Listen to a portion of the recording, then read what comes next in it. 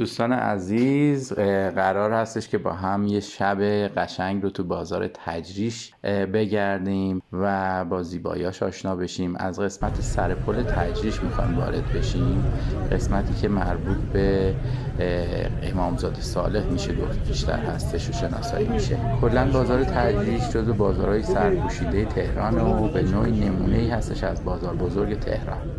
این بازار از یه سمتش سمت میدون تجریش هست و سمت دیگه هم همین امامزاده صالح و کوچه های اطرافش. در واقع دو محله سر پل تجریش و میدون تجریش رو این بازار هستش که به هم دیگه اتصال میده. داخل بازار تجریش هم درست مثل بازارهای سنتی ایرانی مسجد حسینیه داریم و از سوقای کوچیک یا همون بازارچه های کوچیک تشکیل شده این بازار تجریش.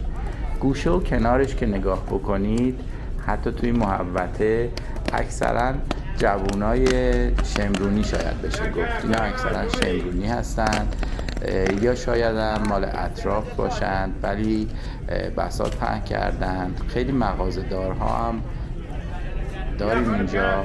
من عمدهشون رو شمرونی میدونم و خیلی هاشون رو که میشناسم حتی میدونم منازلشون هم نزدیک هستش. این عمه لیلا بسیار معروف شد توی سطح شاید شمرون به علت اون سمنو و چیزهایی که تولید میکرد و دیگه به هر حال شدش یه دونه برند برای خودش. کم کم داریم به تکیه تجریش نزدیک میشیم، یعنی این ورودی از سمت سر پل که میایم این قسمت رو که پشت سر بگذاریم و این فروشنده فروش زیبا و جنس سبز و خوراک وارد تکیه بزرگ میشی. تکیه بزرگ تجریش ابتدا تو دوران قاجار ساخته شد برای همین برگزاری مراسم مذهبی. از اون زمان هم در همین محل و جایی که الان شاید درست دیده نشه صحنی مستطیل شکل داشت که توی ایام خاص روی اون صحن شبیخونی میکردن. این تکیه از آثار ملی هم هست، شاید میدونستید، ولی شروع تکیه و ساختش به دستور محمد علی خان تجریشی بوده و توسط آقای محمد مفیدی طراحی و ساخته شده. متاسفانه طی سیلی که سال 66 تهران اومد و خیلی سیل بزرگی بود، کل این محوطه تخریب شد و بازار و تکیه و خیلی از این مغازه ها رو کلا سیل برد. اما خوشبختانه این ساخت اینجا و بازسازی این تکیه سریع آغاز شد و تکیه و بازار به روز اولش تقریبا برگشت. اینم بد نیست بدونید سیلی که اومده بود همه چیز رو شسته بود و من خودم یادمه، یعنی کلا همه چیز رفته بود توی لایه بزرگ گل و لجن و خلاصه خیلی وضعیت خرابی داشت و خوشبختانه شمرونیا تمام آثاری که اینجا از محوطه قدیمی امامزاده صالح یا چیزایی که لای این سیل گیر افتاده بود و ممکن بود سرقت بشه رو جمع آوری کردن و تحویل دادن و خوشبختانه الان اونا همش داخل این مجموعه خود امامزاده صالح هستش. خیلی چیزا رو هم برگردوندن به مغازه‌دارها و یه جورایی منش شمرونی خودشون رو ثابت کردن. کلاً بازار از نظر تنوع فوق‌العاده هستش. یعنی شما وقتی خرید این بازار تشریف میارید، اکثر شمرونی‌ها و افرادی که منطقه یک هستن حداقل ماهی یک بار رو به این بازار سر میزنن. حالا سبزیجات و میوه‌جاتش که باید تقریبا میشه گفتش که هفتگی یا روزانه سر زد، ولی خریدای عمده و خریدایی که کلا دارن برای منزل از اینجا کامل تامین میشه. یعنی چه پوشاک رو در نظر بگیرید و چه اقلام دیگه همشون داخل این بازار قدیمی تجریش وجود داره.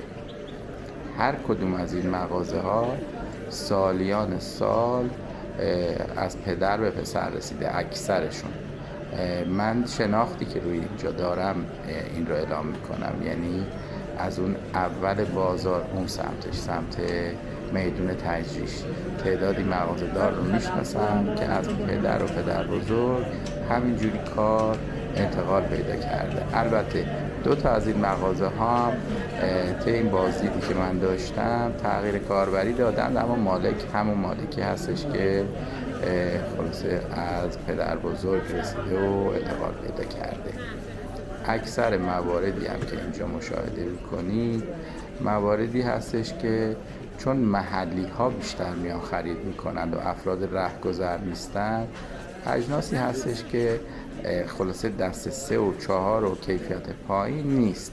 دست فروش ها جاشون فرق میکنه، کارشون متفاوته. ممکنه که یه بار یه جنسی بیارن مشکل داشته باشه، ممکنه فرداش اصلا نباشن، ولی مغازه ها مثل خیلی مغازه های دیگه محلی مغازه هایی هستن که اجناسشون رو چون مشتری ها هم اکثرا مشتری های شناخته شده براشون هستن، اجناس با کیفیت میارن.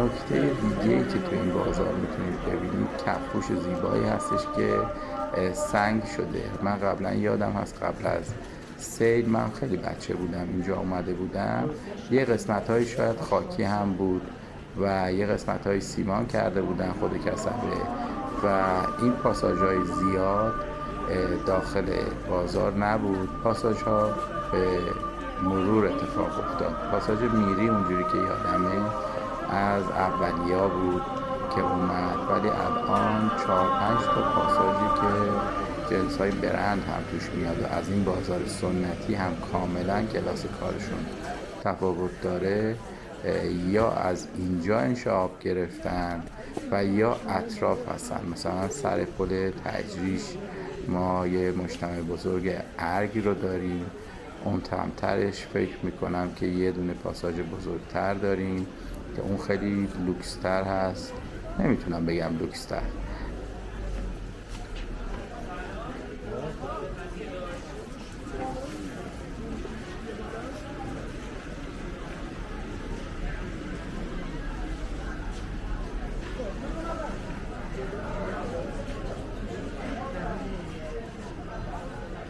اینم کاشیکاری بازار سنتی تجریش بودش که روی سردر این سمت و اون سمتش هست. مغازه هایی که میبینید خیلی هاشون تغییر کاربری دارن. مثلا اینجا قبلا سالهای قبل سبزی فروشی بود، میوه و سبزی میفروخت. این جلوتر یه ابزار فروشی بزرگ بود، همین الان فکر میکنم بغل این لباس فروشی یه ابزار فروشی بود که من عاشقش بودم و همیشه میومدم ازش خرید میکردم. نونوایی بود، نونوایی قدیم هم بود، آب بگیری از قدیم بود و یه سری ادارات دولتی مثلا شعبه بانک تجارت رو اینجا میبینید همیشه بوده. دیگه براتون بگم ورودی پاساژ ها اتفاق افتاد توش، یعنی به تصور من این هستش که مغازه دارا با هم دیگه یه جلسه‌ای حتما گذاشتن و تصمیم گرفتن که ملکشون رو تجمیع کنند و تبدیل به پاساژ کنند. کلیت این خیابون ما الان تو خیابون ما الان از سمت میدون تجریش به سمت سر پل تجریش داریم حرکت میکنیم و دارم براتون فیلم میگیرم.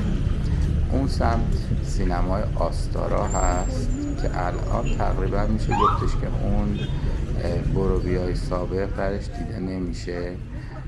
من خودم شخصا اینو بگم براتون، همیشه فیلم تازه که میومد حداقل 2 بار یا 3 بار این فیلم رو تماشا میکردم. چون این سینما هم همین حالتی که بازار تجریش داره و یه حالت محلی و قدیمی داره تو اون سالا هم اینجور بود. یعنی میتونستم مثلا یه سانس رو بشینم و حالا دوست داشتم دوباره بلند نشم نگاه کنم، سانس بعدم باشه. و اون نظمی که الان و مدرنیته که الان پیش اومده و خیلی تمیز و مرتب تر هستش و خیلی بهتر شده، سالا نبود و اینجا جایی بودش که خیلی دوران بچگی منم توش گذشت و خیلی قدم زدم اینجاها رو. از خیلی دورتر میومدم تجریش، شاید از پایین خیابون فرمانیه بودیم ما اون سالها، میومدم تجریش سر پل، یه کمی تو خیابون پهلوی یا ولیعصر قدم میزدم. بستنی لادن هستش جلوتر، الان نمیدونم که باشه یا نباشه، ولی اون بستنی رو میومدیم سری میزدیم شیرینی فروشی و بعد هم برمیگشتیم. تهران همه چیزش عوض شده. یکی از اون ایده های منم برای ضبط این ویدیوها و ثبت کردنشون همین هست و امیدوارم هستم که این ویدیو به دردتون خورده باشه و حتما سابسکرایب هم کرده باشید ویدیو و کانال. سابسکرایب هم نکرده اشکال نداره، فقط یه دونه لایک رو بزن که بدونم دیدی. ممنونم. بای بای.